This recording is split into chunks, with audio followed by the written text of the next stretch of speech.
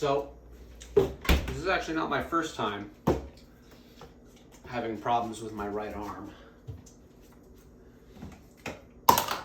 I once lost the tip of my thumb and had to keep my right arm elevated for pretty much a month. Otherwise, blood would just start splurting out of the stump. Had to wait for that to heal. But this time, different injury. It's not my hand. Gonna go to the doctor tomorrow, see if this is fractured. That's fun. Hopefully it's not.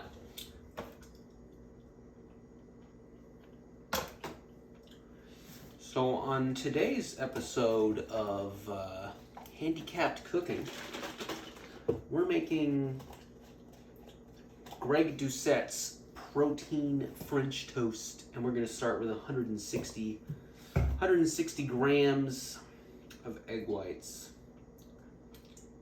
And this is essentially going to turn a super carb high, no other useful nutrient meal into a really high protein one that's a lot more balanced.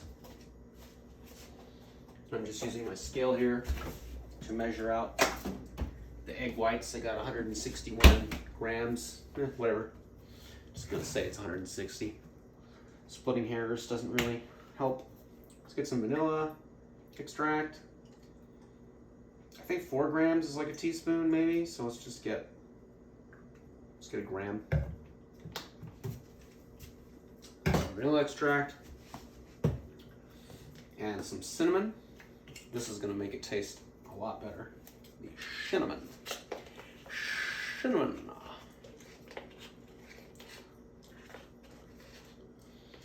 This is a very quick, easy dinner.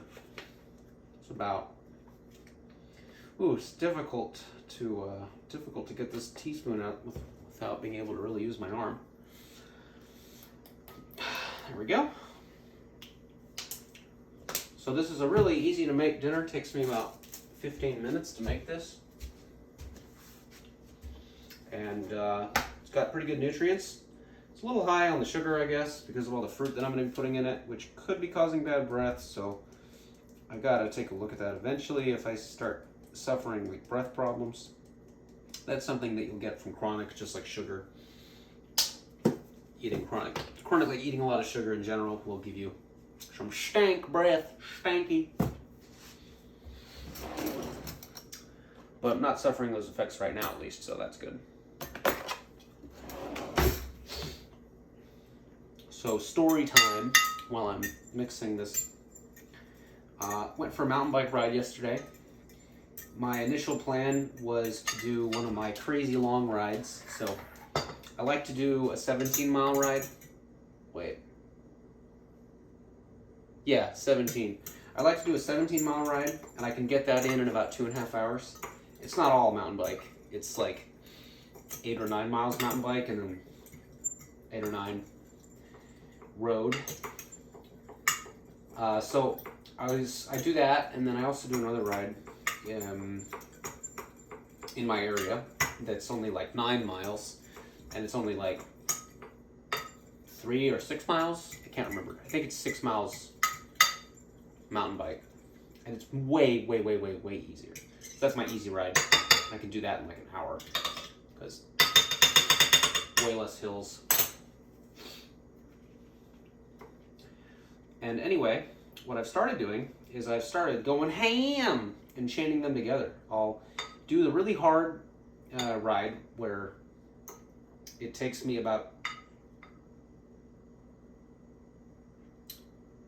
probably an hour and a half to get to the top. Actually, no. Yesterday I checked my timer, my watch, whatever. This guy right here. And it took me an hour 55 to climb to the top. The very top. So that's easy. And then I go down this section that is really far in the back of the hills. There's only 2 ways to get to this section. You either go up this trail that I don't see a lot of people going on it, and it's got a lot of really loose rocks and tree branches, roots. Just let me reiterate, like so many loose rocks. Okay, so you either go up that trail. First, you have to go up a dam, and then you go up that trail, and that'll get you to this back area. But that's a really hard. It's a really hard trail. Or you go up this other one that I go up. So it's kind of like a triangle with both trails converging at the center. And so anyway, I went up, and it was great. Things were good. And I was planning on chaining my two rides together. My really long ride to get up. Essentially, if you could just imagine a roller coaster. The start of the roller coaster, you know, it goes, and the cart that everyone's sitting in is ferried up to the top of the roller coaster, and then you get released. Kinetic energy does its thing, gravity does its thing. You go through all the loops and stuff. It's roller coasters, right? So I like to go up the steep part, the really long, grueling, steep part first. It takes me almost 2 hours. I like to go just up that. And then, because then it's all fun, it's all downhill. So I was doing my thing, I was going downhill in this back section where you have to go several miles through really steep, rocky, uphill stuff just to get here. So this is a secluded trail, not close to parking, roads, nothing. Very, very secluded trail. I didn't see a single biker or hiker on this trail the last 2 times I went on it. So anyway, so I got to the top, and I'm going down this trail, and I'm having fun. I'm going over jumps and I'm getting air, which is cool because I'm not good at mountain biking, but I learned a little bit about pull your weight back and you can actually safely get some air. So I was going really fast, and I remembered that it was a rocky trail, so I was braking at the right times, and I almost wiped out every time that I've been on here. And so in the parts where I almost wiped out, I specifically remembered to brake harder there, and that worked out pretty well. But yeah, I'm a little forgetful, and I forgot that there are just a lot of dangerous sections on this downhill, secluded downhill. What makes them dangerous? Purely the fact that you can get a lot of speed going downhill fast and then need to make a sharp turn. And if you're not really familiar with the trail, like myself, you'll forget that, oh, hey, there's this sharp turn coming up.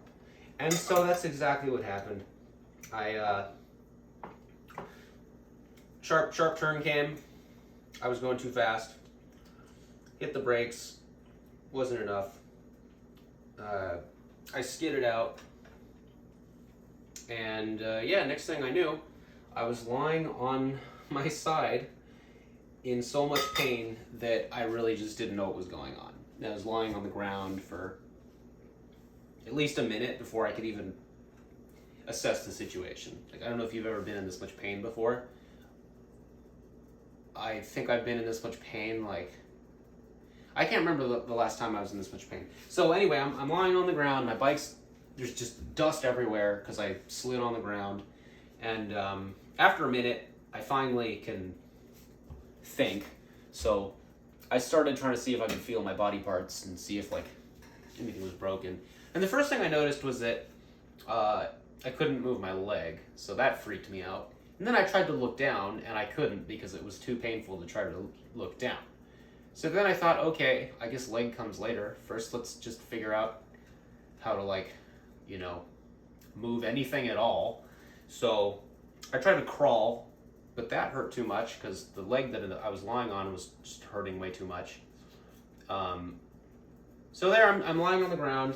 I can't crawl. I can't move my leg. Moving in any way hurts. And that was probably another 20 seconds. Maybe 30, who knows. So eventually I just rolled on my back. I managed to roll over onto my back. And I felt that my helmet was still on, so I was like, okay, cool. Head feels okay. I didn't hit my head. Finally I'm able to look down. I see that my foot simply is wrapped up in my handlebars. So when I was pulling on my foot, it was simply caught in my handlebars, and that's why I couldn't move my leg. So I just looked at my leg and I looked at the handlebars and I figured out which way do I need to move my leg, and I got my, because I was very weak, because I was in so much pain, so I couldn't really move that much. But I managed to move my leg just enough to get it out of the handlebars, and then I dragged myself another 6 inches or so, just dragged myself over the dirt and the rocks. And then once I got clear of the bike, I was able to sit up, which took a few tries. So I sat up, and then I just basically did my self-assessment, like, is anything broken? Can I move my body in certain ways? And, you know, things seemed fine. So eventually I was able to stand up. Took me a few tries to do that as well. And then I thought, okay, time to check the bike, see if the bike is broken. Because, believe it or not, solid metal aluminum bikes can break. But no, the bike was fine. I did pull the cable for the brake. So I need to take it to a repair shop and get the brake cable recalibrated. But it didn't break the rear brake. It just made it so I have to pull the brake lever as hard as, well, pretty much fully to engage the rear brake. But the bike was fully functional, not broken at all. My body didn't have any broken bones. But I could barely move my leg, and my shoulder also was injured in some way. So I managed to bike all the way home. And yeah, got home safely. People were staring at me because my arm was torn up and bloody, and I was covered in dirt. There was just dust like all over my body, on my pants, on my shirt, my watch. You couldn't see the red on my watch. It was just, my right glasses lens was like caked in dust because I hit the ground on my right side and just skidded on my arms, which my arm and shoulder and hip took the impact.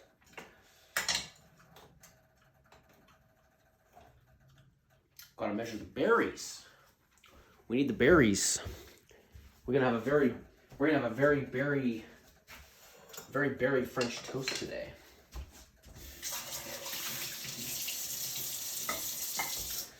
And I want to see if I can lower the calories on this a little bit.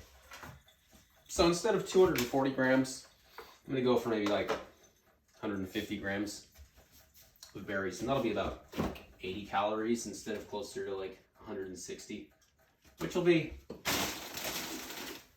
a little better.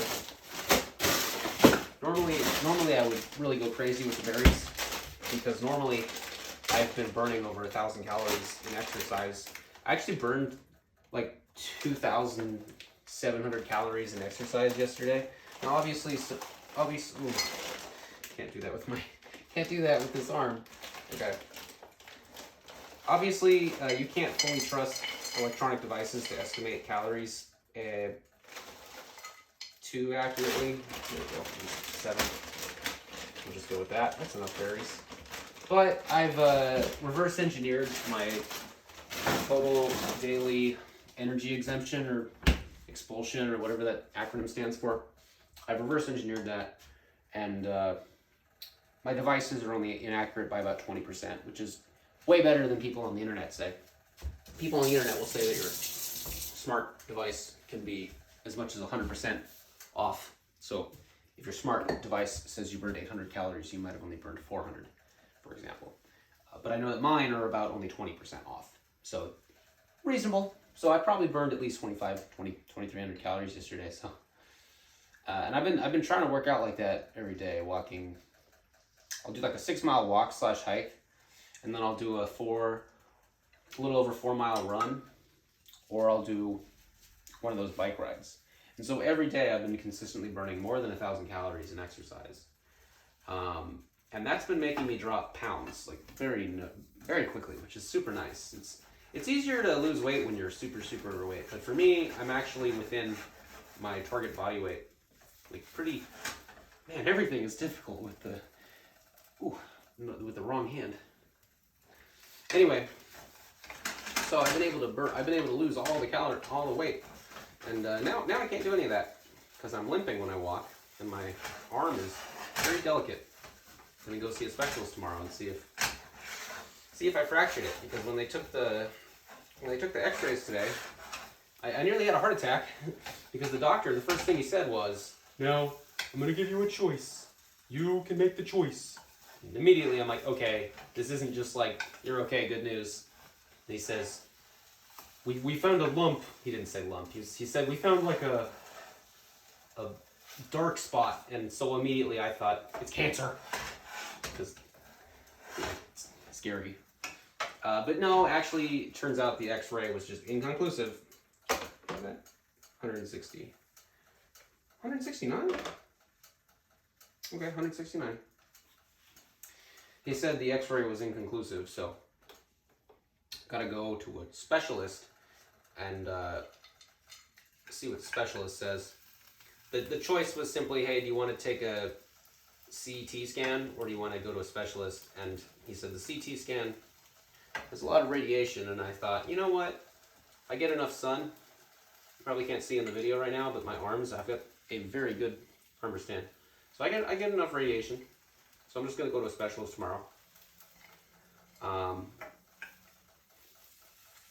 But anyway, yeah, I was burning more than 1,000 calories a day, losing more than a pound per week, which for someone that's within their goal weight range, I'm only like 10 pounds away from my goal weight. So for someone that's that close to their goal weight with my height, you know, I'm not that tall, it's not really reasonable to expect a ton of weight loss per week unless you do something drastic. I'm taking like a balanced, healthy approach that's not going to damage my body. Just trying to lose weight safely and effectively. Like, I've already been at it for 3 or 4 months. It's not like I just did a salt water fast or something for a month and let starvation do its thing. But now that I can't run and walk and bike, I'm not going to be making any weight loss progress because I'm not going to be burning 1,000 calories plus per day. So I'm not too happy about that, but can't blame anyone except myself for not pulling the brakes a little harder, a little sooner when I was going down the hill. There we go. So in the meantime, I'm going to be limping around like this for probably a week or two.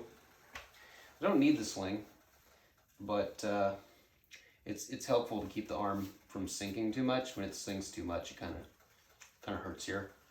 So not necessary, but it was like $17. It's at Walgreens. So doctor recommended it.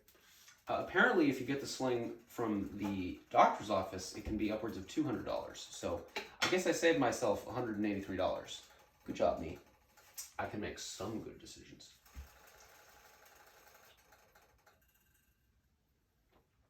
All right, so I've got the French toast finishing the other side.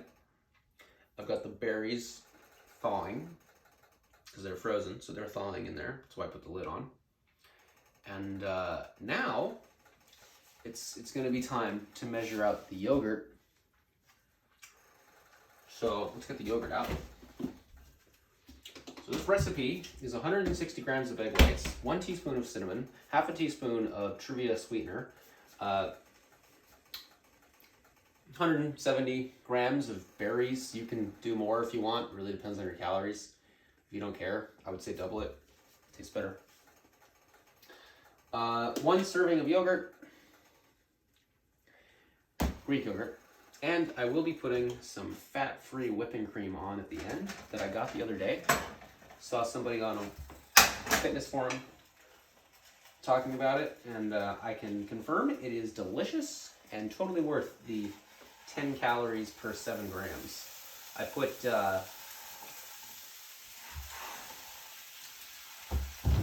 14 grams on my meal yesterday, and it really added a nice sweet taste. Okay, so this is gonna be a little tricky because we're gonna do this in portions. So I'm going for 170 grams of yogurt, but I want to weigh it out. I want to weigh it out in 2 portions so that I can make a stack of yogurt, and that's gonna make everything stick together, which is just kind of pleasant when you're eating it, to have it stick together and not run everywhere. Okay, so we're going for 170 grams, so half of that would be 85 grams, so we got 59, 75, 79, 82. Usually I am not this painstaking. 86, close enough. Okay, so we're gonna let that sit.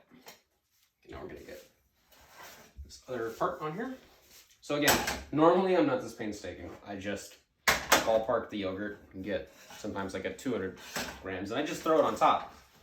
So I don't try to like section it into two weights because it is kind of a pain in the ass. But I tell you, it's worth it. Okay, so now let's get the other 84 grams, I guess, but probably not gonna hit exactly 84. It's kind of tricky to do that.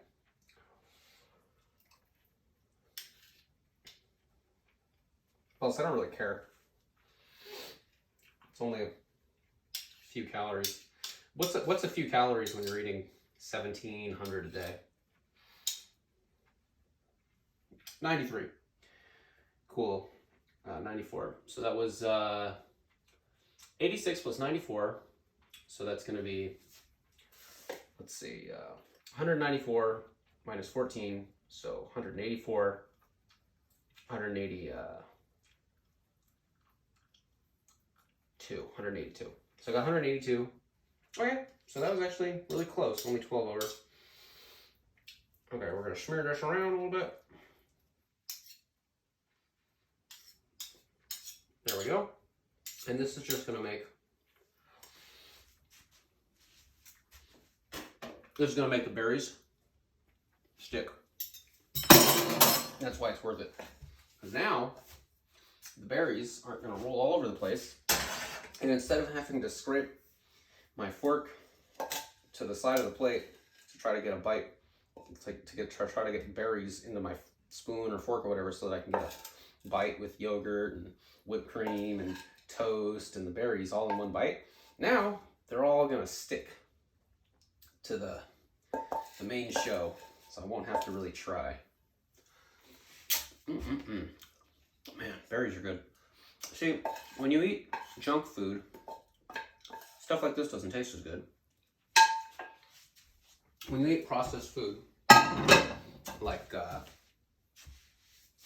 like chips and candy and soda, even like quote unquote healthy diet snacks that are sweetened, they're still processed food.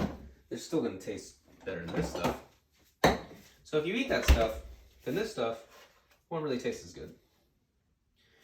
But if you only eat food that you cook yourself, whole foods, what does whole foods mean? Nothing. It's just, you buy beans and rice and vegetables, and you cook with that. It's like stuff that people would have cooked with 100 years ago, right?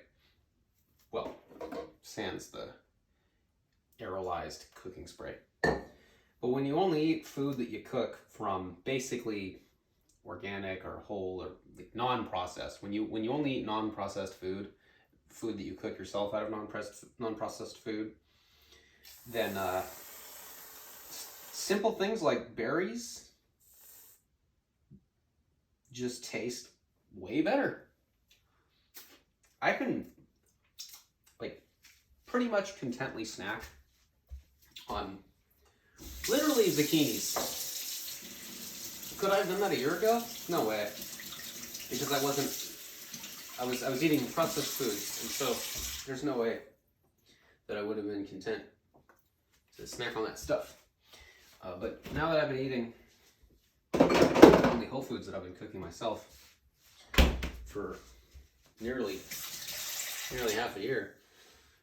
Just food in general tastes so much better. Like this teaspoon of cinnamon a year ago, 5 years ago, there's no way I would have really like noticed a teaspoon of cinnamon.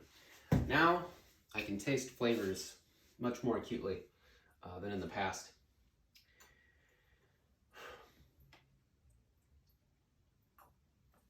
And I've lost nearly 20 pounds from the exercise and eating correctly. So here we go. Thanks, Greg Doucette.